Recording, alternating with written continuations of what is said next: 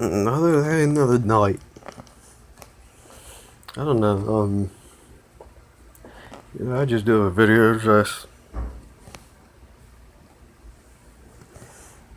I just do these videos just because, I mean, there's a whole lot of lives that need to be saved out there. Um, I believe that all the lives could be saved, if everybody does their part. If everybody comes together and, I'm not saying you guys gotta come together and hug and hold hands, but, you know, you guys just gotta hold on and, you guys just, gotta, you know, tell, just tell and, share whatever you feel like sharing. Um, it's, it's hard that when you're young, you're like going into young adulthood and you don't really know teens, and you can see where their soul's going. You're like, okay, this guy gets shot and killed. I know where his soul is now. It's you're baptized again. It's the new life for you. Not everybody lives the greatest life. Definitely. If you're in the world of horrible sin, like if you're bi, gay, trans, you're definitely in the pool of straight sin all the way. It's like that's that's not great at all. I'm not going against gays or whatever, but it's like, okay, thanks for telling me that you're gay. I can't talk to you no more, but just I just gotta pray for you, and hopefully something happens, and just pray for you guys. Um, you know, and this I believe is my friend right here, my friend. Definitely helps me out a lot. You know, um, some days I do carry this in my bag, like after in the afternoon, but definitely do have that, and that's basically having all the laws and stuff. Even murder. Murder is one of the biggest things in this world still today.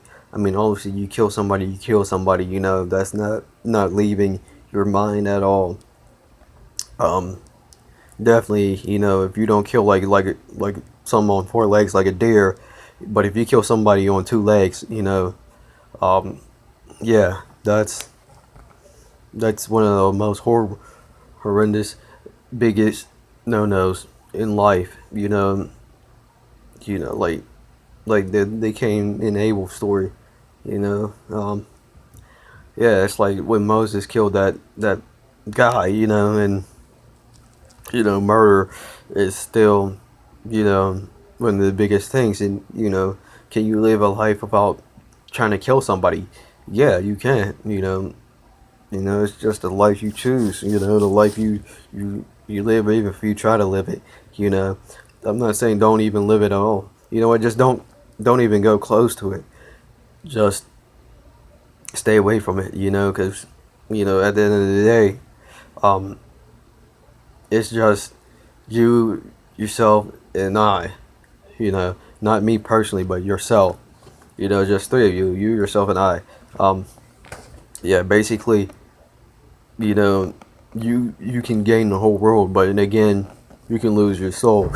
You know, and then they may say at the grave that you lived a long, you had a long life, of 89, 95 years, even 100 years. Being a little bit over a century, 103 when you die. You're still young. You're still. I mean, you're elderly when you die. Even some people don't even make it to see 21. A lot of people don't even make it to see 55. A lot of people don't even see 70 or 80. Definitely a lot of people nowadays don't see 80. This stuff that's really killing you, you know you know, a lot of people don't know that, you're committing suicide. And, personally, you're putting in toxics and stuff. Basically, you're committing suicide to yourself. You're killing yourself. You're losing brain cells.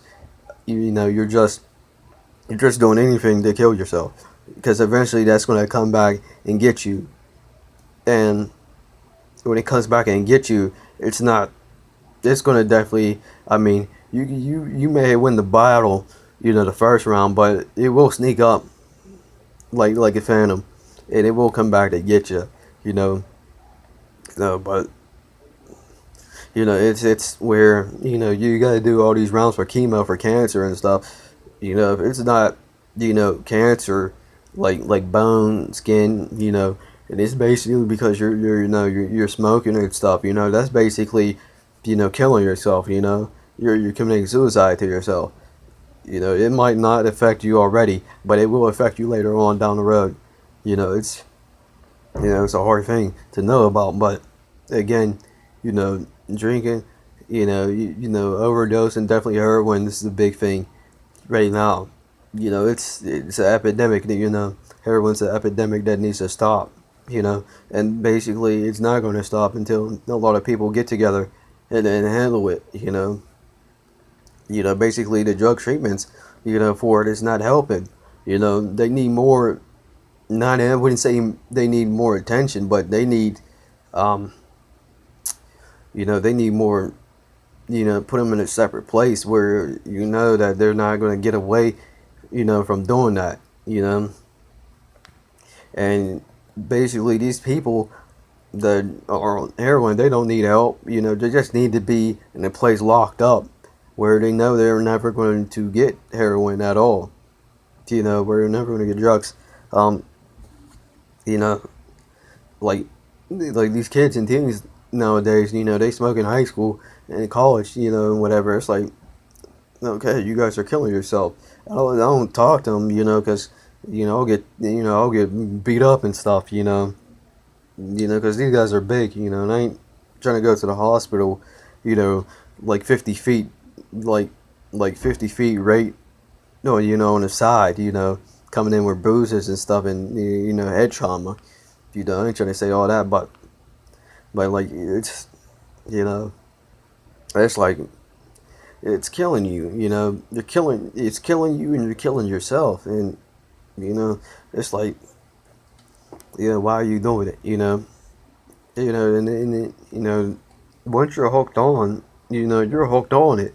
You know, I mean, there's people that I know that they said that they were going to stop. Have they stopped at one point? Yeah, but have they gotten back on and long enough, more to try to cover it up when they stop? No, eventually get back on it because they're addicts. They can't stop. Now, have there been stories where people had quit smoking for a while and a long time? Yeah, okay, but you can say that in real life, but can you survive without smoking, sneaking out one, where somebody might catch you one of these days, and you say you quit smoking for 30 years, you're like 65, 70 years old, you get like a big one out, yeah, it's the drugs and stuff is like killing, right now, especially the heroin. um the teens is definitely, one of the big things. A lot of teens is dying over this, you know, even with the violence in the teens.